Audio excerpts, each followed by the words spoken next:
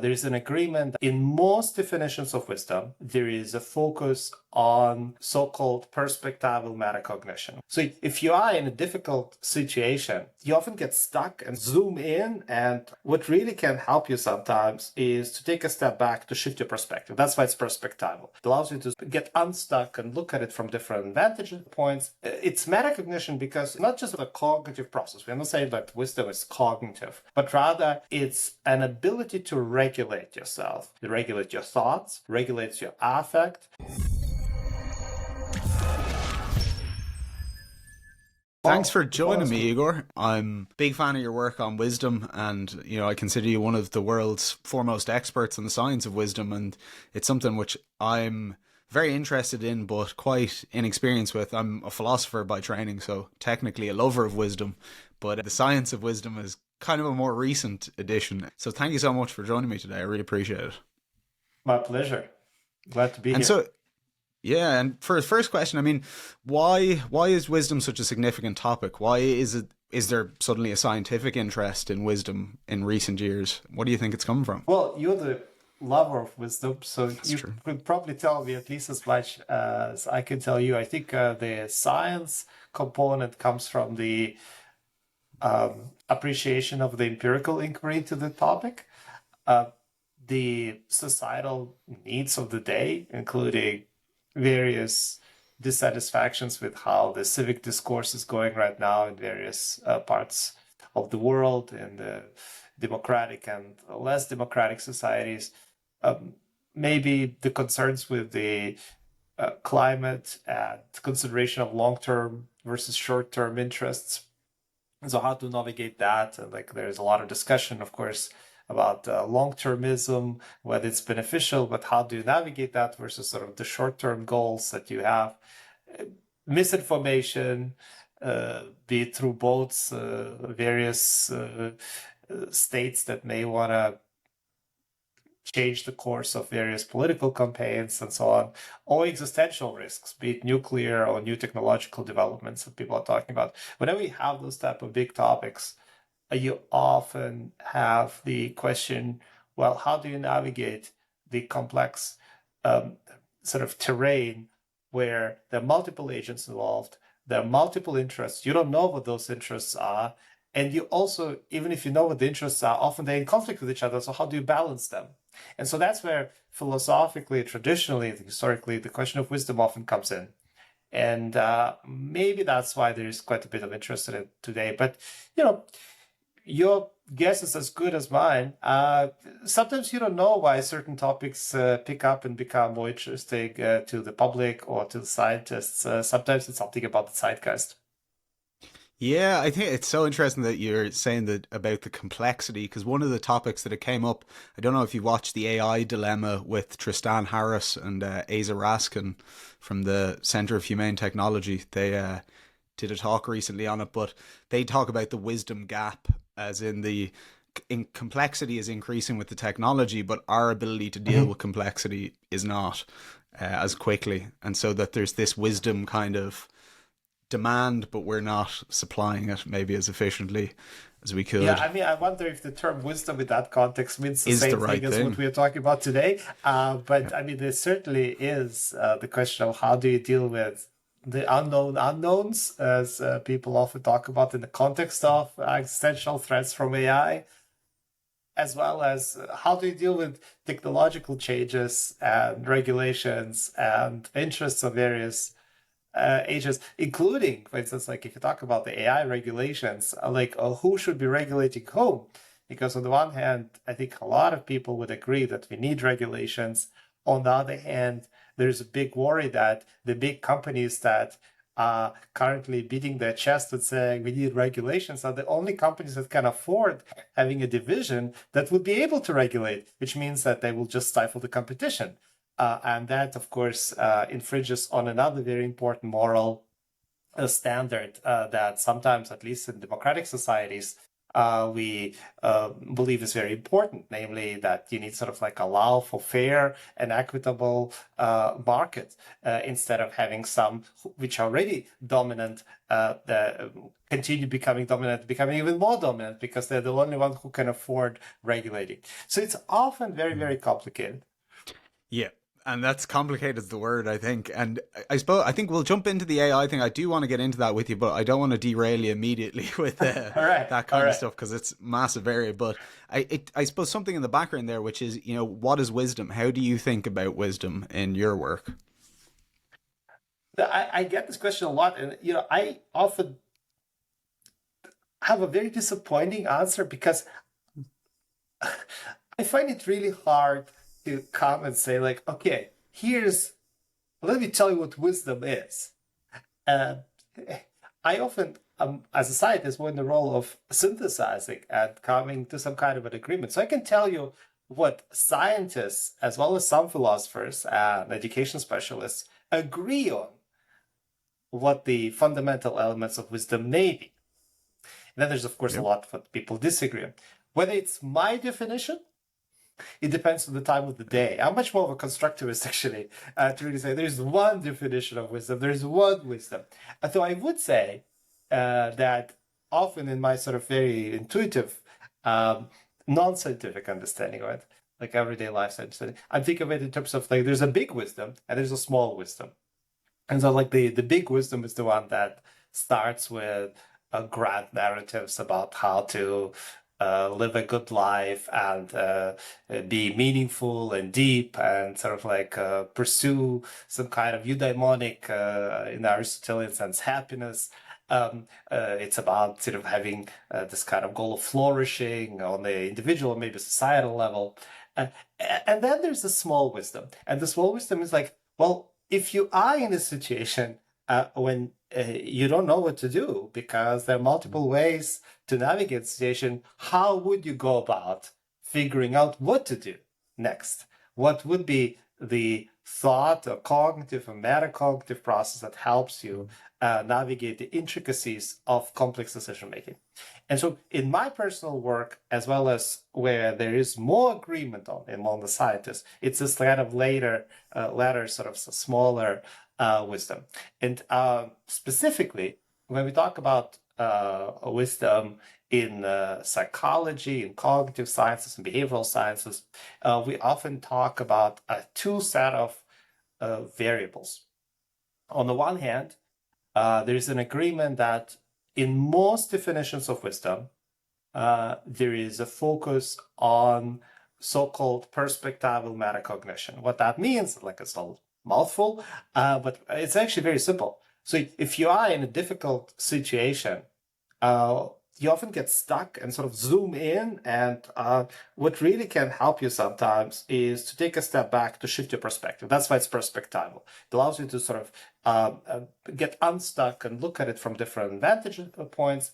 And it's metacognition because it's not just about the cognitive process. We're not saying that wisdom is cognitive, but rather it's an ability to regulate yourself, to regulate your thoughts, regulate your affect, sort of emotion regulatory process, regulate your motives, how to pursue certain goals. And to give a concrete example, for instance, one big topic right now is one feature of metacognition that has been investigated quite heavily is intellectual humility. So recognizing if you have enough information about something. And what that entails, in essence, is just to ask yourself in a challenging situation whether you have enough information to continue or whether you need to pursue more information. How credible are the sources of your information? How fallible are they? And whether you need more. And so this kind of metacognitive step, because it's kind of thinking about thinking, is very important. And there's a collection of those, and that's what we call perspectival metacognition. So that's on the one hand.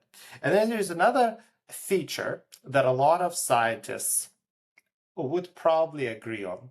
And I agree on begrudgingly, because initially I didn't, but I would say I kind of came about and believe that maybe it is important. And it's this feature called moral grounding. So in essence, a lot of people would say, well, okay, you can have this kind of metacognitive processes and you can engage in them, but you can engage them for a very tactical, self-serving interests. Um, and that would not be very wise because ultimately wisdom is supposed to be about something concerning alignment of your interests with the civic virtues or with some kind of common good orientation or with pursuit of truth instead of pursuit of misinformation and spread of misinformation. And so ultimately, which is kind of really interesting, coming back to this idea about AI that we just had earlier, a lot of wisdom researchers, back when we sort of met in 2019 and tried to figure out what are the disagreements and agreements, how can we find some kind of common denominator uh, in very different traditions, very different cultural traditions, epistemological traditions, research orientations. Uh, this question of alignment, moral grounding of individuals again, very strong, which is ironically the question that now we're wondering about the AI. How can we align the AI? Well, can we align humans in the first place? And I guess if you align humans, then that would be sort of a feature of wisdom. And the reason why I'm skeptical, I was skeptical, I still remain a bit skeptical, is because I find it's very, very challenging from the philosophical perspective, but also from the psychological perspective. How do you measure it? Like, what is a proper alignment? What is a proper moral grounding in a given situation, in a given culture? For me, that is a challenge. Nevertheless, that is a common position that we currently have. So when you ask me, what is the definition of wisdom? I would say, well, it's probably this perspectival metacognition and a bit of this moral grounding, though I find Mm. it to be more comfortable to do research about the former rather than the latter. Yeah, that's so because the former is seems to be so much more measurable, or so much like the latter seems to connect more to the big wisdom kind of thing that you were talking about initially, in terms of it's part of this broader good life eudaimonic. Essentially, you're not just using the skills based metacognition to manipulate people or achieve your own aims. It seems to have something to do with the proper aims, or being aiming at the right thing, or whatever we'd classify to be something that's the right thing. Right. Yeah, absolutely. But in addition to that, like again, like I already said, like I'm a constructivist to some extent. I would say, well, in different situations, different features of what this moral grounding may be more important, more salient, and the alignment therefore may look very, very different. So if you talk about sort of pursuit of freedom versus pursuit of some kind of well, having enough to eat for everybody, or like protecting your family, which is another sort of important moral virtue. Well, sometimes those are in conflict with each other. Like as we experienced over the pandemic, like there were all these big discussions about sort of like sacrificing your economic prosperity for a lot of sort of small businesses, um, uh, or sort of sacrificing your freedom, or like how do you navigate that? And in different Yeah. situations, the answer may look very, very different.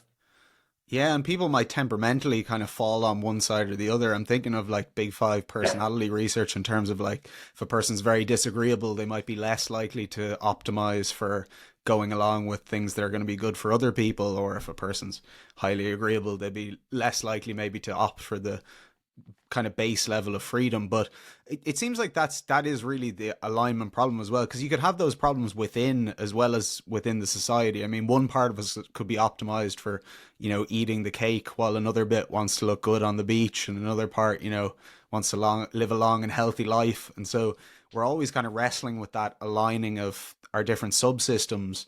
And it seems like a bigger version of that. I don't know if that makes sense, but um is that something Yeah, that plays partially. in with metacognition, possibly?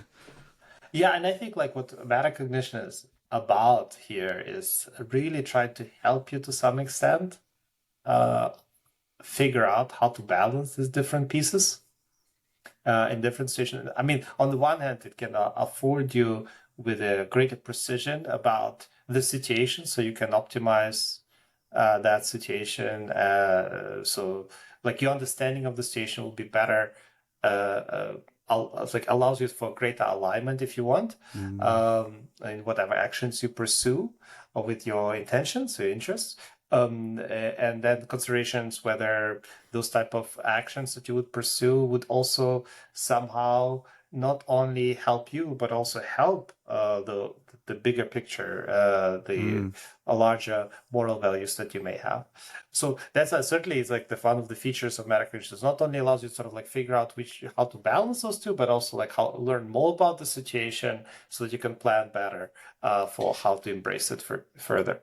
Yeah, and it seems like it's not a silver bullet in terms of it's not like you just No, get the perfect metacognition and then you know everything. It's just like you have more perspectives to apply to the complexity, and that gives you a better chance maybe of coming out with a good right. solution.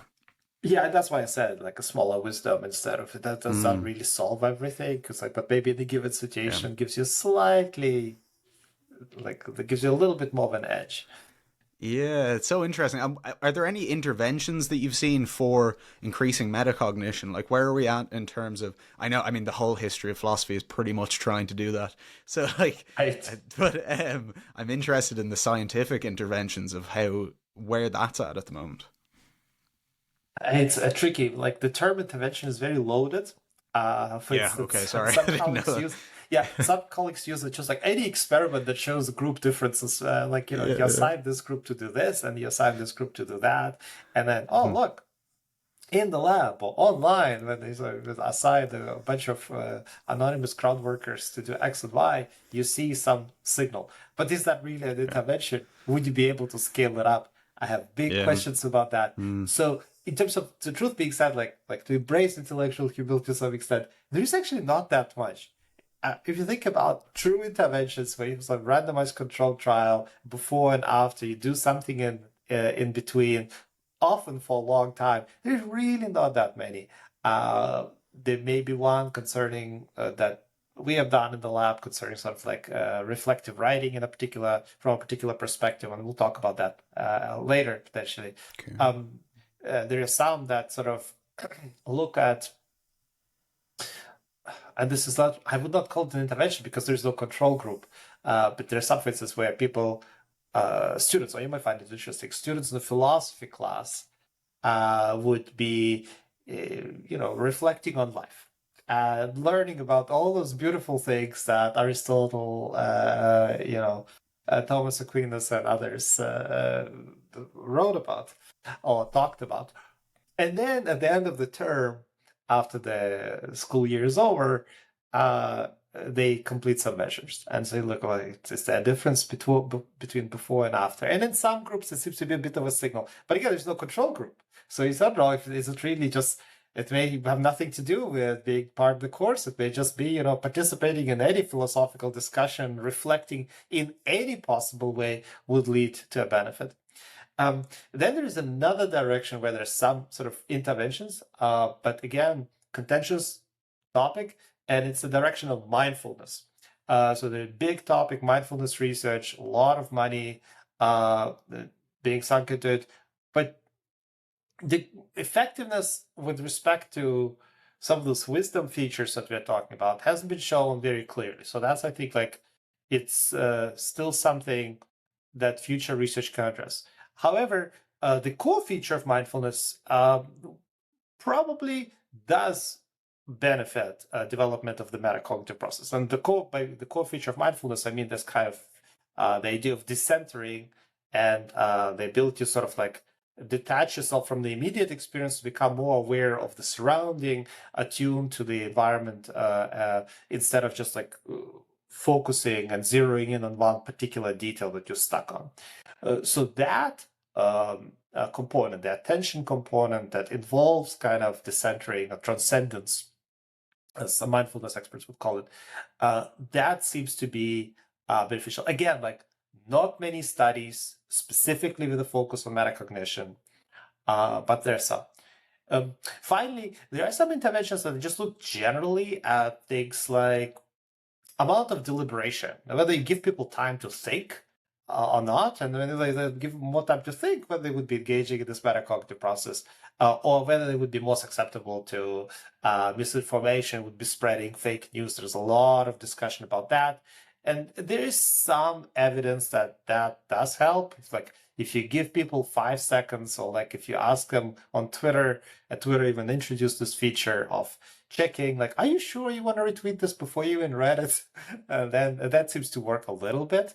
And whether it really works because it engages all of the metacognitive process, I don't know if that has been tested sufficiently yet, but it does seem to help with reducing a little bit the spread of misinformation, which is sort of like goes along the lines of recognizing limits of your knowledge and pursuit of truth potentially, rather than a pursuit of a lie.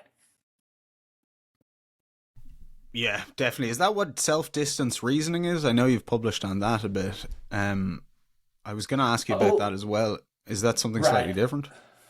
Well, self-distancing is yeah, that's one of those terms that has a lot of names. That is one of the features that is at the center of the mindfulness practices, I would say. There it's called self-transcendence. Um, the other term that is also sometimes used is ego decentering. Again, sort of decentering in mindfulness. That's like, again, that is the feature where you don't put yourself in the center, but sort of you expand your scope of what you are tuned to. Um, And in essence, it's if you want to use a simple metaphor, it would be a visual metaphor of being a fly on the wall in the situation instead of immersing yourself into the situation, looking through your own eyes. Um, Mm. and there we do see some benefits in the lab, and very little, but seems like it does help benefit if you train people to engage in reflective writing that would engage in self-distancing. So how do you do that? You ask people to there's this approach called Iliism. There's kind of a rhetorical device where you write about yourself in the third person. So you're like LeBron James likes doing that, or at least used to like to do that when he was making difficult decisions. Uh, Now, before you stop and say like Donald Trump is doing that too. I mean, there are different ways how people would do this. Use this rhetorical device. Sometimes it's for self-presentation and marketing techniques, and that's exactly how Donald Trump is using it. And sometimes it is really as a way to create a distance between your immediate self and the experience, the experiential self. And when you apply it for the second, so like this kind of distance between the immediate and experiential self, um, that's where you get some benefits in terms of it expands your focus. It allows you to see those different perspectives. It allows you to be more open-minded to different viewpoints, different ways how situation may unfold, and it does help you with intellectual humility. It allows you to check whether you're correct or incorrect, both in a given situation and over time. So we have some evidence to that. Mm. Yeah, it really reminds me of a lot of Stoic practices that they Yeah, would have encouraged, really, and a lot of them that were taken up into CBT as well. Actually, it was really reminding me that's of right. in terms of that cognitive self-monitoring and distancing Mhm. yourself from feelings and not learning to, yeah, that kind of metacognitive perch where you can look on things that are almost taking a third-person perspective on your own subjective experience and That's how that that's can be exactly right. That's exactly right. so So like beneficial. the a lot of this ideas about I mean it came to sort of metacognition and wisdom, but um, it was both in philosophy, in the Stoic philosophy, but also some other traditions. Obviously, in Buddhism, you have something similar with the centering or some streams of Buddhism. But then in the clinical research, especially the cognitive tradition with CBT, cognitive behavioral therapy, and different variations of that, it was rediscovered then for the purpose of emotion regulation and uh, helping people restructure the difficult life experience where they have clinical problems. And sort of like that allows you to sort of like reflect on it from a different angle, shift your perspective. That's exactly this perspectival shift. And that is the core feature of what CBT is partially about, at least to my very naive. I'm not a clinician, but my sort of theoretical understanding of it, that's what it's about. And yeah, we sort of just came up with the same ideas when we start looking more concretely at reasoning about interpersonal challenges that are not clinical. So there, it turns out it helps as well. Yeah, I wonder if you're familiar with John Vervaeke's work. I think he was on the Wisdom Task Force or was involved with it in some way. I've had John on the podcast before as well, but he talks about how Stoicism took Socrates basically and chopped him up into a load of psychotechnologies that you internalize into your metacognition. That's the way he thinks about Stoicism essentially, that they took this aspirational sage and then dissect him into all of these practices that you can then internalize him with to essentially have another perspective on a more complete perspective. He talks about internalization like the child imitates the adult to gain Right. their perspective on their own perspective, and then this Uh, affords them self-transcendence. But they talk about the sage is like to the adult, like the adult is to the child. So by imitating a sage, which is essentially supposed to be a very mature person, yeah. you can then gain their perspective on your own problems. It's kind of the perennial, what would Jesus do? In a situation, you say, like, Yes. what would this person do? And then you try and build that internal model as if it's a real perspective or a real person for you. Yeah, and I mean that's probably one way how some of the strategies for distancing, decentering, and shifting the focus have been fused with various motivational components. Like there's a sage that you Mm, um, admire, or somebody yes. that you admire, a person that Key you part. care a lot about, and then that motivates you also to continue doing that because otherwise it's kind of very dry. Unless you're like a deep sort of Buddhist that is like committed, it's like I will do this decentering like for weeks somewhere during my silent meditation retreat far away from any people. I mean, it's kind of hard for everyday person. Like you walk on the street and you encounter others, and not everything is peachy when you sort of in everyday life. There things happen, and so how do you then keep going? How do you motivate yourself to maintain this distance? So like you need to have the motivational feature. So that's how I feel about it.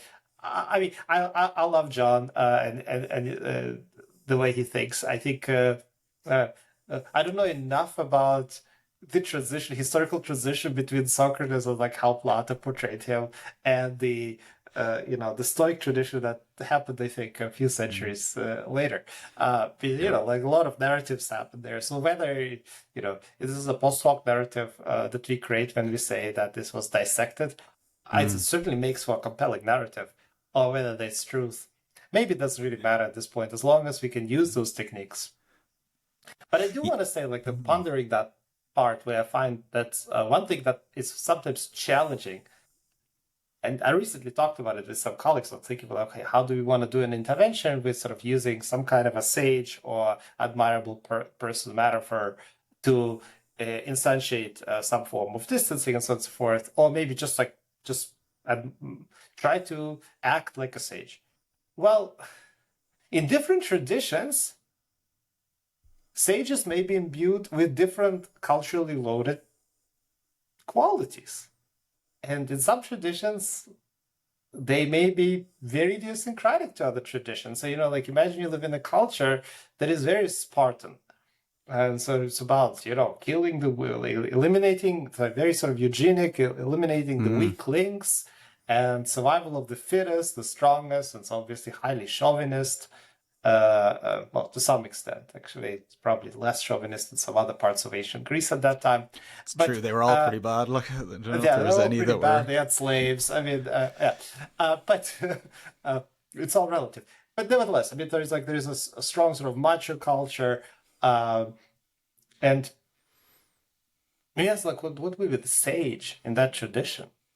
Like they're probably very different from a sage in Ireland, where it was like a prescribed a very very different set of democratic values and sort of principles of enlightenment and so on and so forth. Or you like go to currently you go to Russia, a country that I happen to be a bit familiar with because I was born in Ukraine, and so some of my family is in that part of the world, unfortunately, right now. And Oh, When I'm thinking like literally, like there's a bunch of people now who adore Stalin for whatever reason. The Stalin could reemerged. I can't understand it. You probably also can't understand it, but there's really a group of people who think that he was a great leader of the 20th century, despite all the horrible things that we know about him. And so we said, like, what's a sage? And then we start thinking about Stalin. And of course, a different set of qualities emerge. And like maybe you need to be ruthless. You need to like the end. Just the as long as you pursue the end, it will be justified through the means, regardless what the means are. Procedural justice. What procedural justice? Who cares about that? Uh, yeah, let's stamp out the yeah, enemies. Let's be there's strong. something you're picking up on, I think, that is really important there, which is the kind of relativity.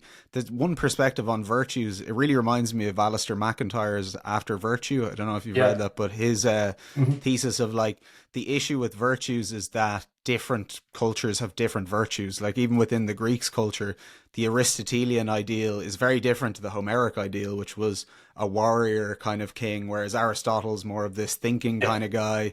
And even within Yeah. its own culture, they can't agree on the virtues that make up the kind of ideal person. And that each culture, yeah, like one culture might, like the Japanese, who I've done a lot of Japanese martial arts, and their art of war is essentially like, short term advantage over everything. It's very it wouldn't be as kind of quite honorable, but also it's very ruthless. Like it's not the same as kind of Right. other perspectives on it, and that you're a bit like, eh.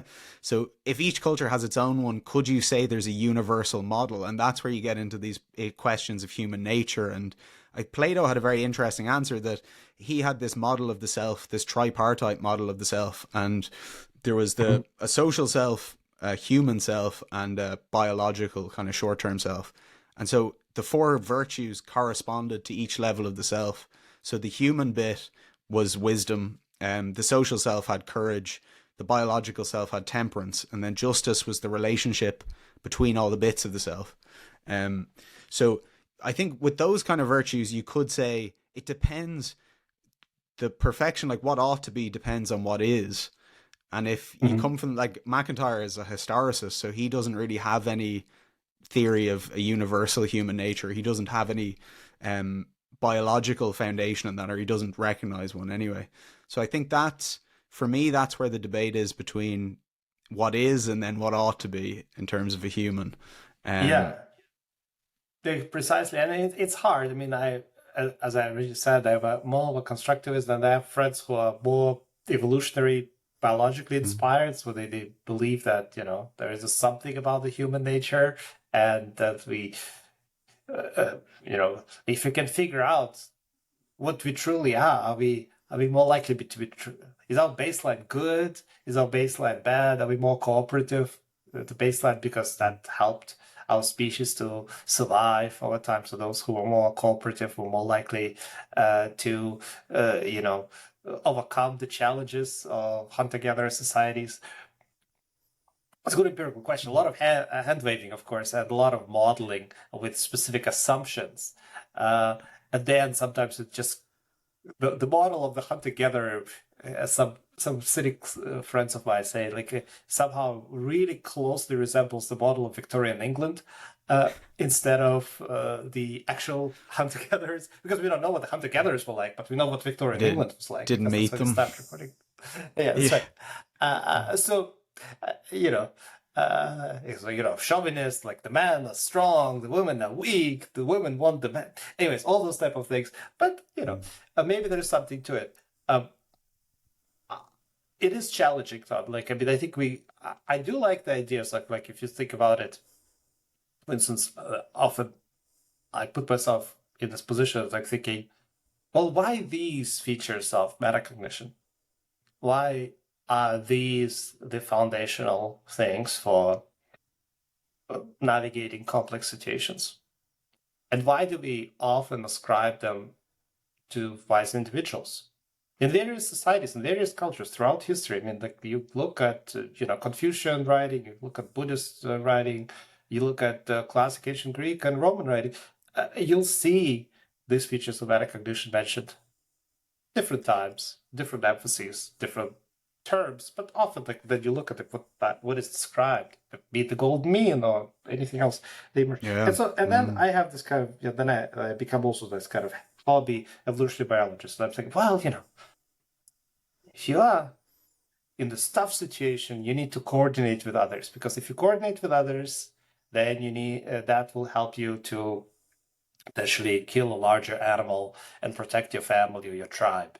So those people who could better coordinate, they could probably survive better. Okay, so what do you need for coordination? You need those type of consideration of different perspectives. You need to check how your opinions are different from others. You need to be paying attention to social cues better. And so those type of social cognitive skills would be really, really important for them. But then there's this other thing. And we was like, well, okay, you can either sort of eat everything and not plan for the next day, or you can think ahead. And you can either think ahead and think like, well, everything will be like this. Or you can think ahead and think, well, actually, it could be like this, could be like that. Mm. And sort of this kind of notion of how do you balance the long-term and short-term interests, and how do you plan ahead for the future? The better you're able to prospect, probably the higher the chance of survival, because again, you could sort of like weather the winters and the seasons and so on and so forth. And so, okay, those are maybe those metacognitive qualities that associated with be able to balance and be oriented towards the long term, and be able to sort of consider different alternatives that would then also emerge. But that's just speculative. I mean, so far I haven't done really, like, there's really little you can do except for maybe modeling it and doing some simulation works in which you create sort of like maybe in artificial intelligence little mini societies, and then imbue them with certain qualities and see how they evolve Which over ones time. make it and which ones don't.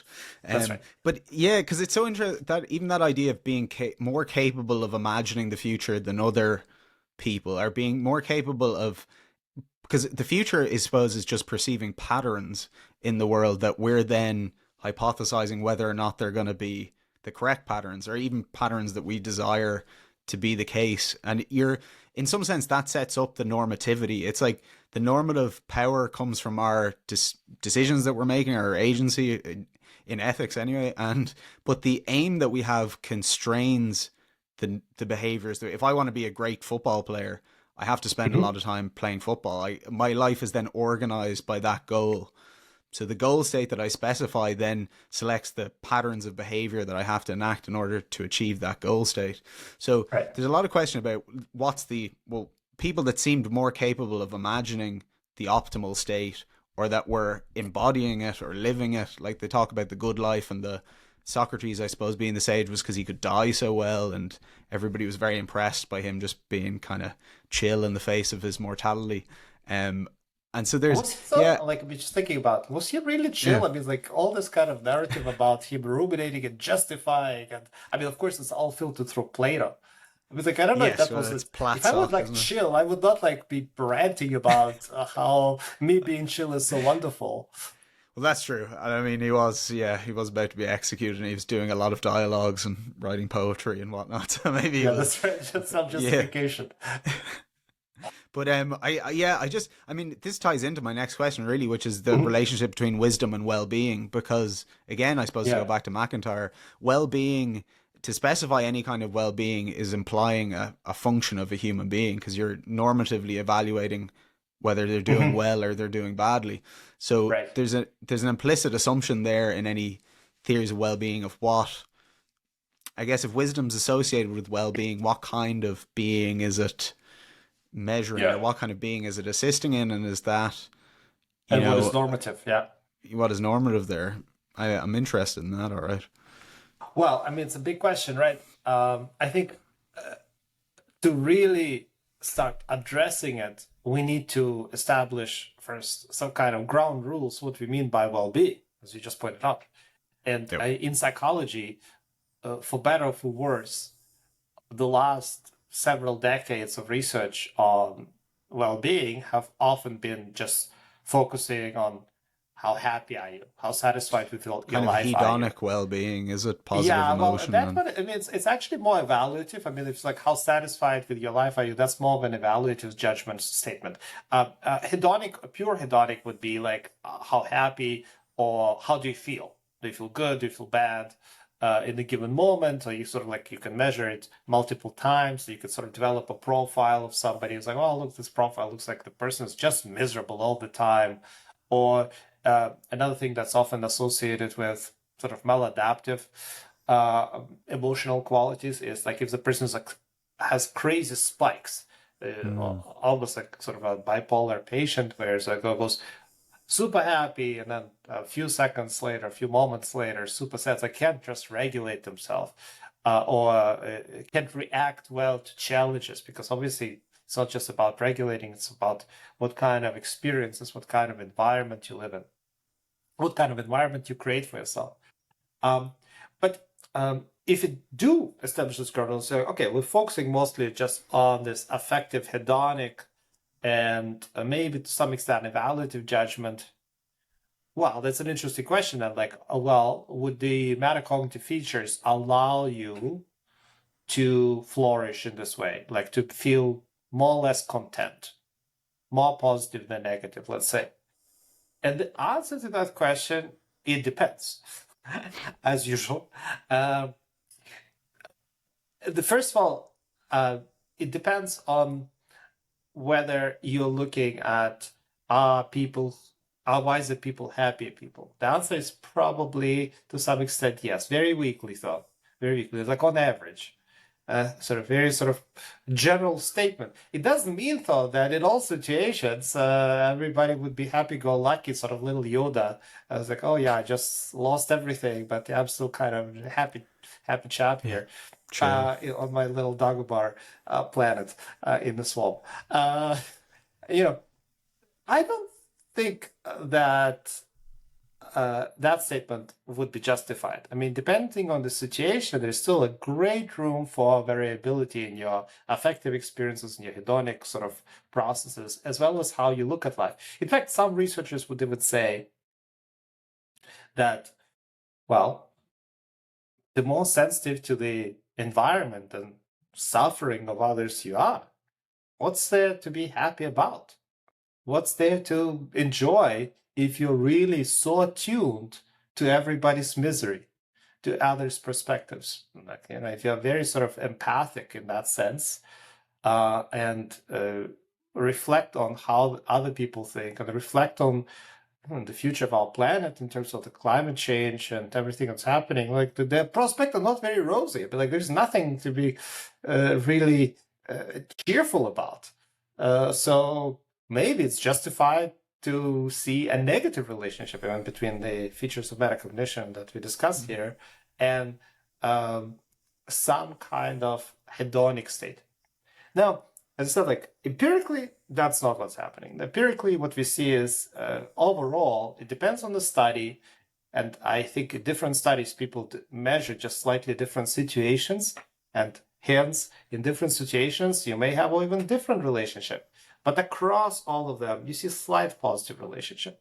So wise people, in the terms of the metacognition, tend to be happy people. But here's the thing. That's not really what research is about. It's not really what the aspiration of philosophers is about. Nobody cares if wise people are happy people. I mean, that's interesting. But what you really care about is if wisdom leads to happiness. That's the question. That's the holy grail. Or maybe if happiness leads to wisdom or something like that. That may be also Mm. interesting. Some positive psychologists, like there was a big movement in the last 20 years or Yeah. so in psychology called positive psychology. Like, let's not look only at the negative, let's make people happy. And if you make them happy, then maybe they will, Yeah. broaden their horizon, Mm. allow them to think about it from different perspectives, become more creative, and everybody will just dance around the fire and sing kumbaya.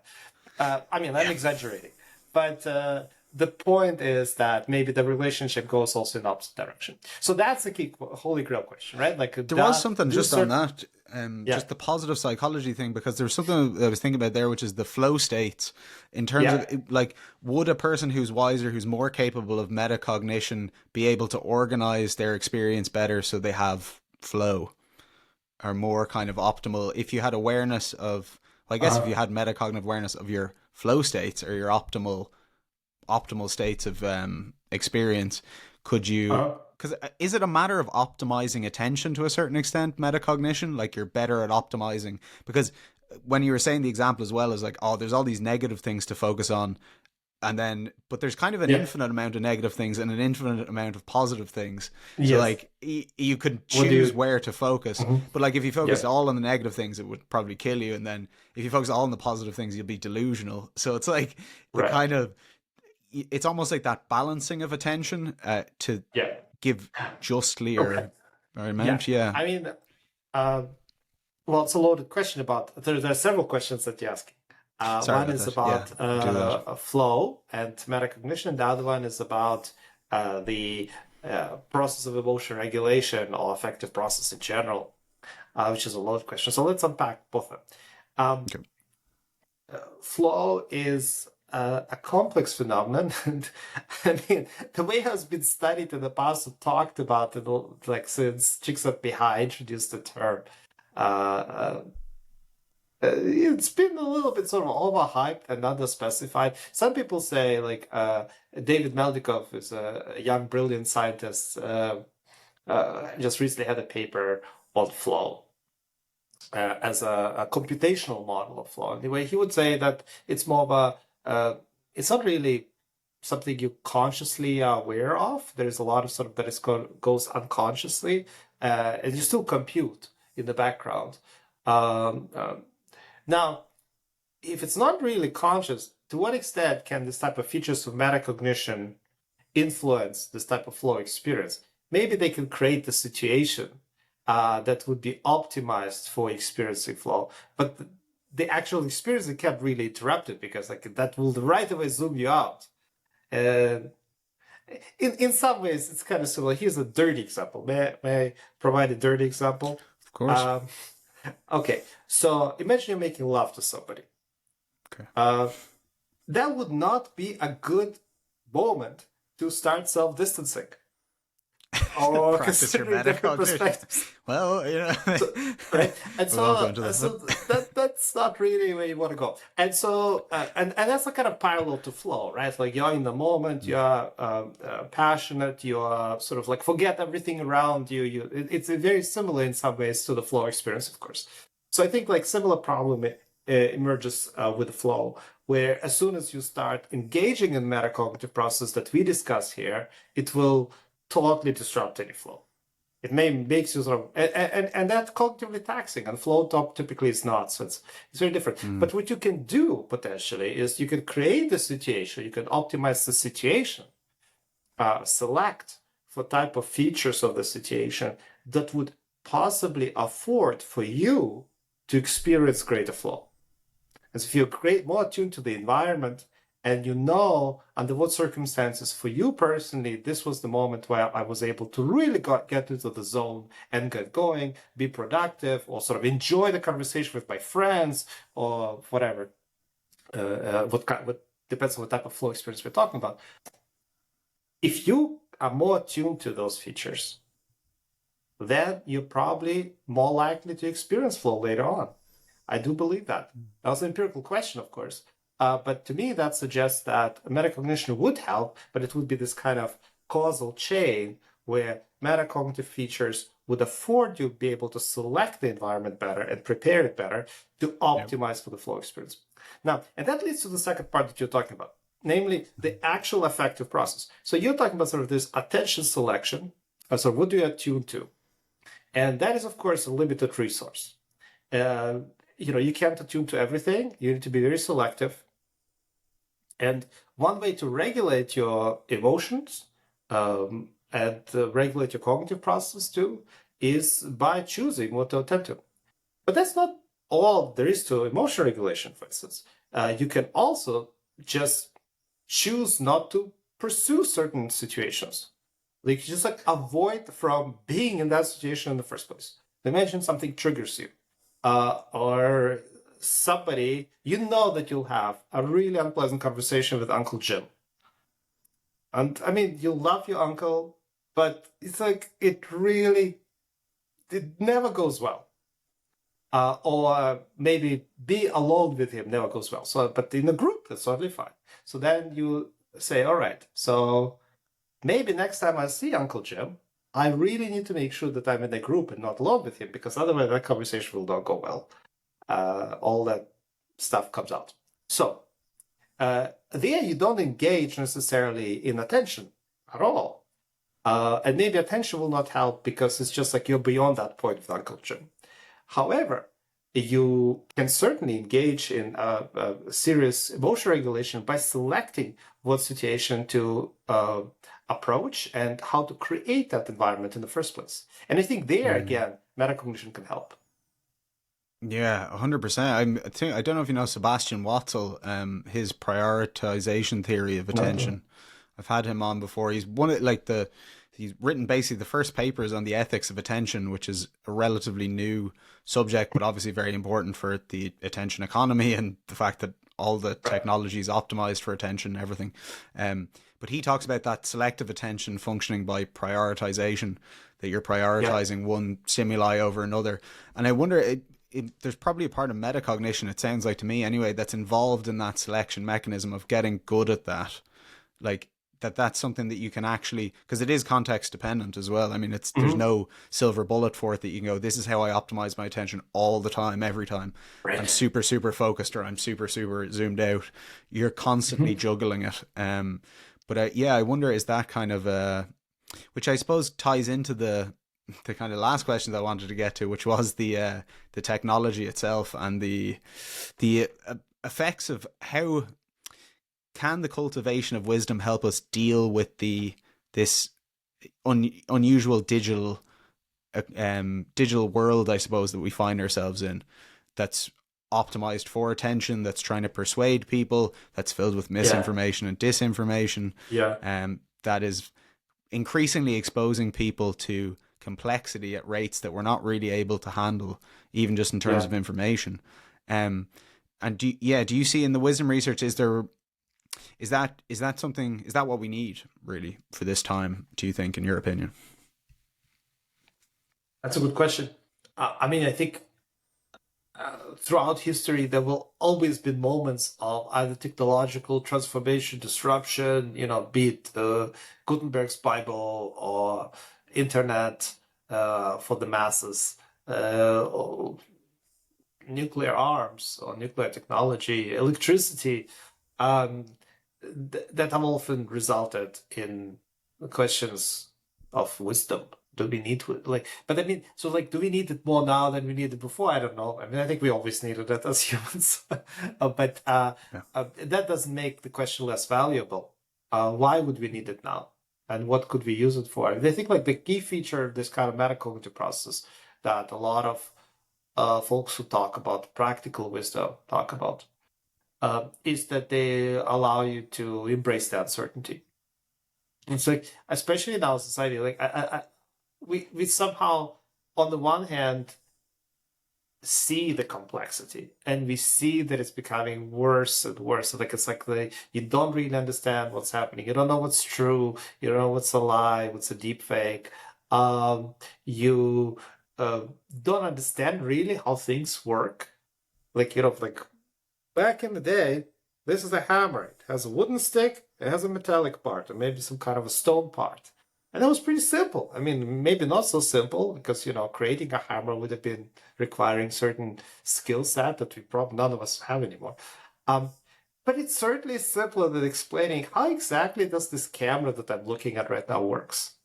What exactly is the mechanism of the digital transmission of information? How exactly does a fridge work? Or an airplane? I mean, I can tell you a little bit about, the jets, but I mean, I don't know the specific details. So there's much more information that we sort of outsource to others and just believe it.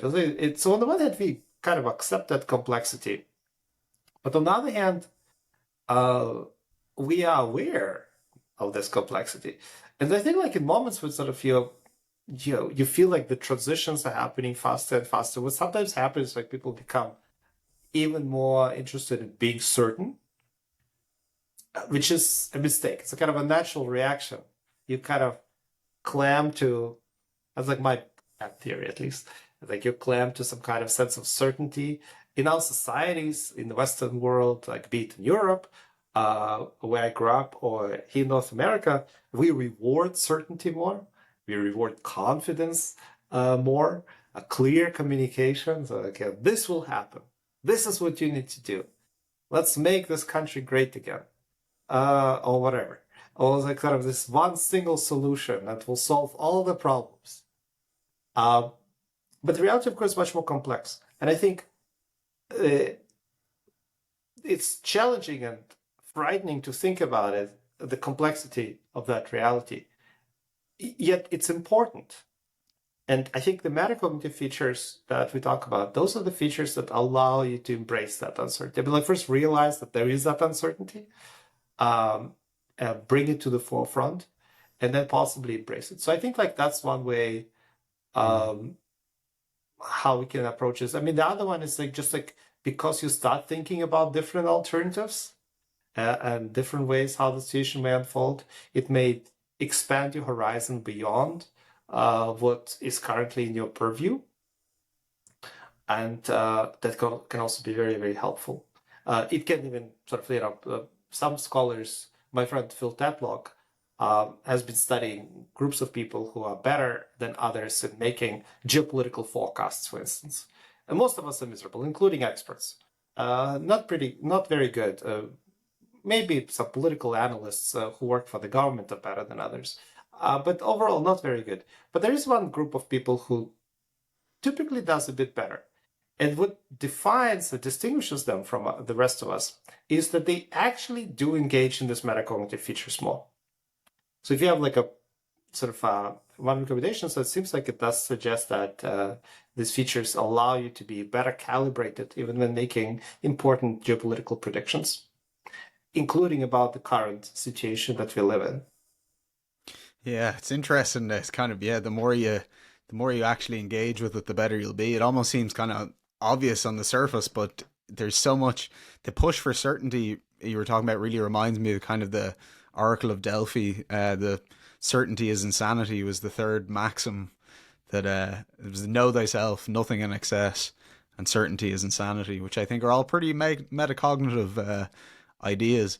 But that it's Right. in yeah, like the social media literature is very much on that. That the more information there is, people seem to split along tribal lines or along very basic, where whatever their orientation might be in terms of like politics, based on whatever it could be, high orderliness, high openness of experience, and the enlightenment idea that everybody was going to get more information and become suddenly rational and completely informed about everything has seemed to have quite the opposite effect. But I see this kind of pursuit of wisdom and metacognition as a way that you could get some semblance of not peace, but that you could get on top of this a little bit more. I think if people develop those Right. type of skills, that's a third option rather than just the tribalism, or a second option maybe. I was thinking of the tribalism in terms of two tribes, but that another option would be the development of these skills and acceptance of the Yeah. uncertainty that's inherent in it, and Yeah, and intellectual humility. that's right. That's exactly what I'm talking about when I say small wisdom, because I think like in terms of the large scale aspirations, I don't know if you can do much about that by you know.